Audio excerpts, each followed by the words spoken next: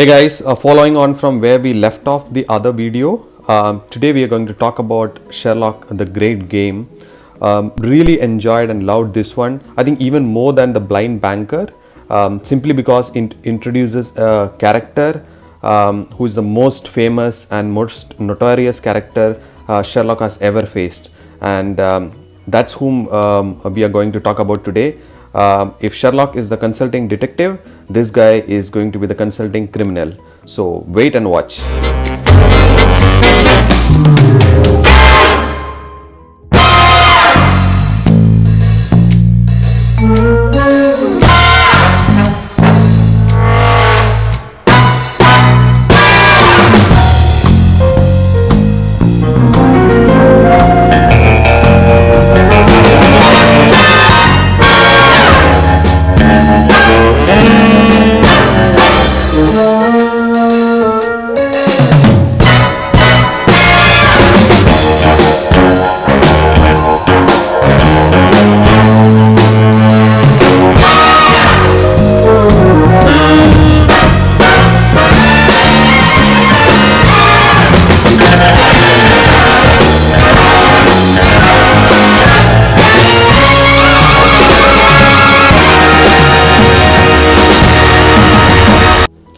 So here we are going to enter the great game.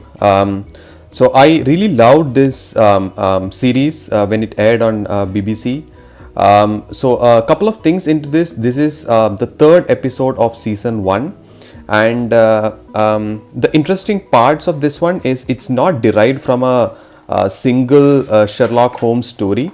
Of course, the script is by Mark Gatiss, and the art is done by Jay, and lettering is by Amuna Seohen, right? It's bought out by Titan Comics, if I haven't mentioned that earlier in the other video, right? As usual, this is a manga. It's read from right to left, so that's where we jump off and get right into the story. I'm just showing you some panels. So it has multiple references. So it starts off with a case of which is similar to the Bruce Partington plans story, right? But it has multiple references to other stories which was published by Arthur Conan Doyle. So it's a mix and match kind of story, right? The interesting parts are Sherlock gets hooked into a set of mysteries, and each of these mysteries comes with a hostage situation. So Sherlock has some definitive timelines within which to solve these mysteries. But before that, I would like to point out that is Mycroft Holmes, who is making an appearance in this book, right? You guys would have seen him in the series if you had watched. I like the way the characters are kind of like, even the facial expressions, everything has been derived directly from the show, which is brilliant, right?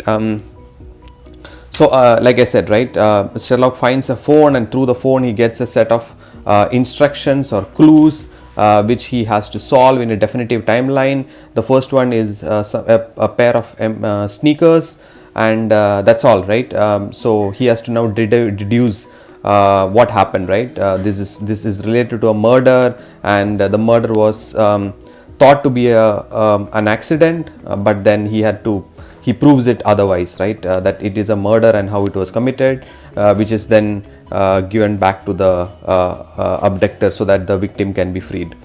Like that, a set of stories. Obviously, we have the different covers as well in here, and so there is a murder mystery, and then there is a mystery regarding a painting, whether it is true or hoax, right? And for example, this is one of the victims, and victims are they have bombs tied to them, so if they tell anything about the abductor, they get killed, right? So that's how the game works. So that's why it's called the Great Game,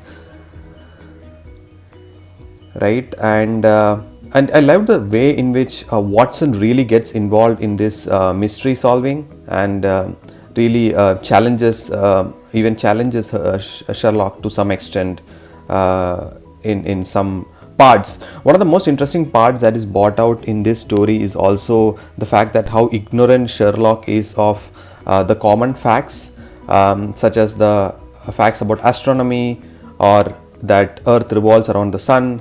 He says he doesn't care because it doesn't change anything for him, right? So he cares only, and he only stores those details which are the most important for his work, right? So that alludes to what Sherlock is portrayed in by Arthur Conan Doyle as well. I think just wanted to show you that place where he solves the, some really good artwork here. And this guy is called the Golem, who is an assassin of sorts, right? So in here as well, he has to actually spot the fake painting, which almost looks as if the perfect real one, and he's got 10 seconds to do it, right? The way this panels then surfaces it out, if you can see the numbering going down, the countdown going down, 6, 5, 4, 3, 2, 1, is kind of like brilliant, right? It portrays the drama, which obviously is shown in the series as well, but in the book, how do you do it is the most interesting aspect. And finally we get a reveal that it's all done by Moriarty, and all of these crimes, everything are his puppets, and that's where the story really takes off into a new shade altogether. So I'm just quickly jumping through the panels so you guys also get a sense of the kind of artwork this one carries. And if you are a fan of the show, why you must definitely get this one, right? And obviously Watson is also one of the host stage finally, right? And finally we come to face with the man himself, right?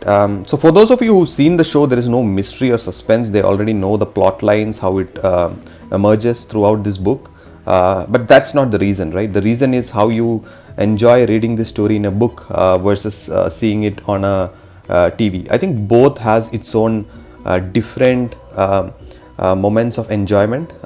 So I loved the book as well as I loved the show. So there is no either this or that for me. So finally we see the protagonist and the antagonist in the splash page here, and just will show you some covers in the back, which is a very good addition. I didn't expect them to have these covers and these photos, etc., but that's a simply brilliant addition to this book. So so there are some artwork as well. These are all, some of this are paintings, some of this is adapted directly from the photos. So this is another brilliant one. So and it's all set for the next one, which is a Scandal in Belgravia, which is part of season 2. So I'm looking forward to get more of those. So right now I only have these 2 books with me, but I plan to add those as well. And if you guys like this video, do subscribe and watch out for the next set. Bye bye.